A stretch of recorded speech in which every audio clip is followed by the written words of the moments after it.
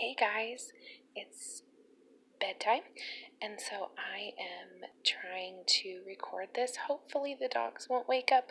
I'm crossing my fingers, but I wanted to record yesterday, but I just didn't get around to it. So here I am in the later hours of the evening trying to do this, not from the parking lot. So that's progress. I wanted to just take a couple minutes, hopefully less, and I wanted to share a little bit of my story with you. For those of you who've known me a long time, you may or may not know much of this part of my story. It's not something that I talk about in depth or with a lot of detail because it has been difficult to talk about for a long time. But I was 14, I think. Yeah, I was 14 when I tried to overdose on pills. And I had gone through a lot internally, dealing with some abuse from my young childhood that had been kind of repressed. And then suddenly I was having flashbacks, and I came back from a music trip and I was a mess. I was 14. I'd been away from home for 6 weeks with a bunch of strangers on a bus, and I was trying to deal with this trauma on my own with a bunch of people I didn't know.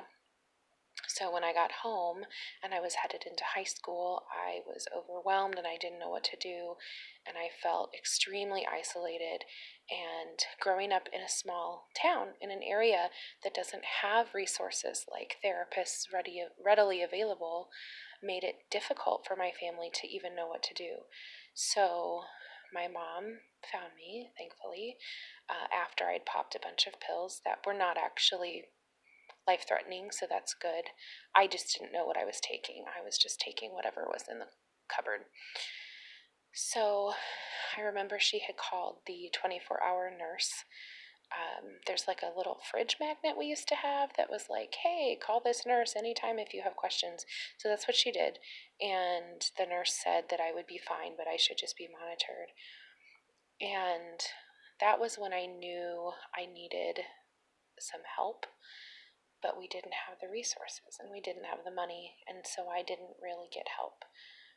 Professional help. I got spiritual help from church, and that was great, but that was the first time I knew I probably should be seeing a therapist.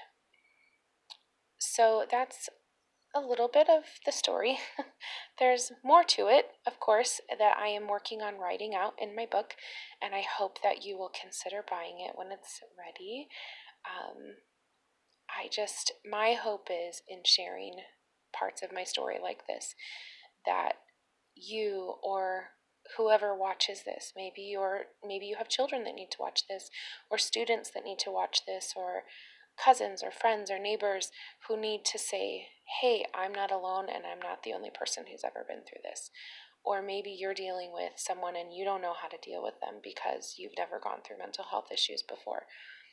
I am always available to chat. I would love to help talk with you and give you some ideas. I promise nothing as far as fixing things because I'm not a fixer. But I'm pretty good at connecting resources and helping you think outside the box. And I hope that as I continue to share parts of my story, that you're encouraged and that you feel empowered to make a difference in the lives of people who struggle with mental health issues.